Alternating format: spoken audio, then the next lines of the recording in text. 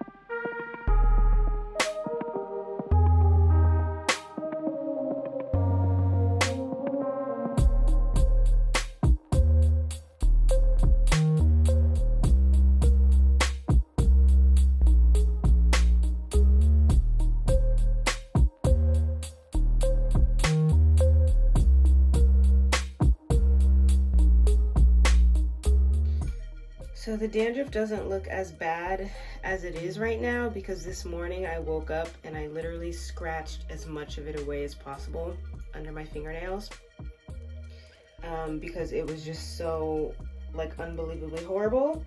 So what you're seeing right now is after I've cleaned it with my fingernails, especially this side. This side was really bad. As I mentioned, this front like ½ inch, I just scraped away a whole layer with my fingernails earlier, so that's why you can't, nothing's really showing up. Like what you're seeing right now is nothing compared to how it looked before, so yeah, unfortunately, I wiped a ton of it away.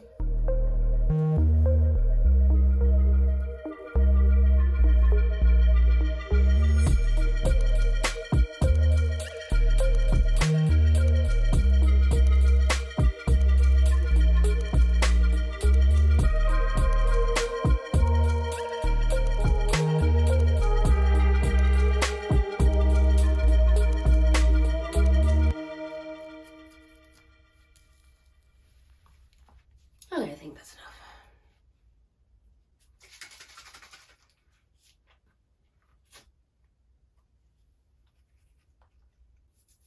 I'm really afraid it's gonna burn. Like, you have no idea how raw my scalp is right now.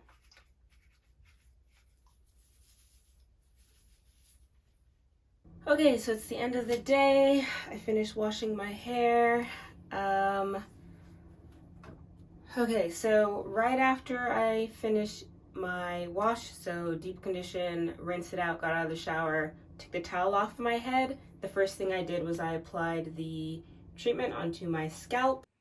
One thing I forgot to say, so I left the salicylic acid treatment on my scalp as the pre-wash for about like 20 to 25 minutes. The instructions say to leave it on for 10 minutes and then wash it out with your shampoo, but obviously I don't follow the rules. So it took me about like 20 to 30 minutes after putting it on before I was able to wash my hair. So technically I left the pre-treatment on for about 20-ish minutes and then I washed it out. And then after I finished my conditioning routine and got out the shower, then I applied it again, obviously to my clean scalp, on my clean hair, and then it's left in. Then after that, I moisturized my hair, and yeah, I plan to leave it on my scalp for the next 7 days, and then reapply again and leave it on my scalp for another 7 days. So I will not be rinsing it out, just in case that was unclear. I also didn't oil rinse this time. It's not so big a deal, just didn't do that because excess oil near my scalp maybe didn't seem like the best idea, but that didn't really factor too much into my routine. Sometimes I rinse with olive oil rinse, and this time I didn't. So just documenting that. I moisturize. Let's see the products I use. This week I deep conditioned with the Melanin Hair Care deep conditioner, and I moisturized with the Hawaiian Handmade Hairdo as my leave-in conditioner, and I sealed with castor oil as always. So obviously my hair is clean. Oh, my shampoo, I use the Head & Shoulders shampoo, sulfate-free shampoo. It's right here. This is the shampoo I've been using recently. So I am using Real shampoo right now. And Head & Shoulders is an anti-dandruff shampoo. So yeah, I'm using the antifungal shampoo right now. So those are the products. My scalp is obviously clean. I will show it to you.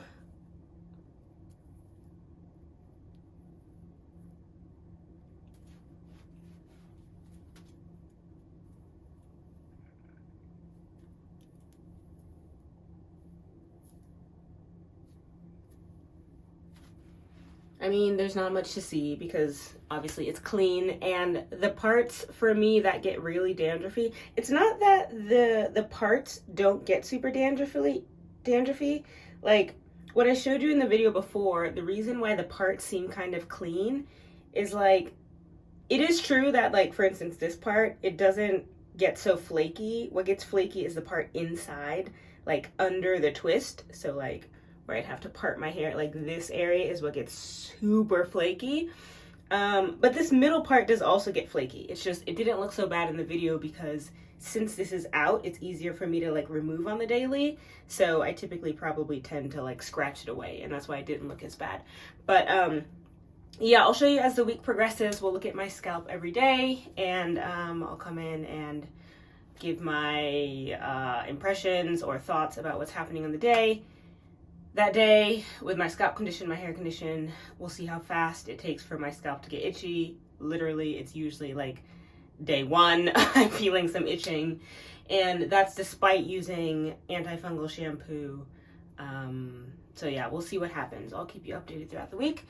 But anything else? Okay, I put this on, my scalp was burning. Not like super burning, not crazy burning, but like there was a bit of stinging, and obviously it's in the areas where I tend to be the most itchy, so the places where I have the most dandruff.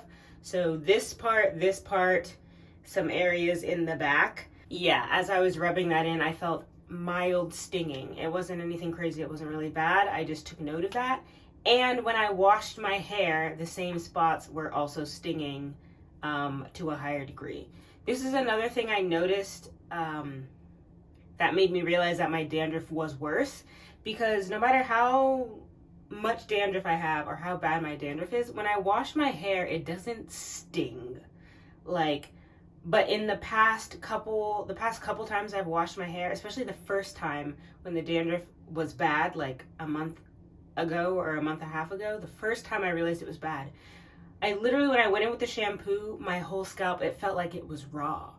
Like, not 100% of it, but like so much of the area felt raw. It felt like I was rubbing shampoo on like my dermis. Like the epidermis had been scrubbed away, and it was just like raw, exposed skin. Like the part of your skin that's not supposed to be exposed, the underlayer. It felt like I was shampooing the underlayer of my skin. Like my scalp has never burned like that from just shampooing. So that made me realize, okay, there's a problem. Like, why is my scalp so raw? So yeah, it was similar today. I felt a lot of stinging with the shampoo.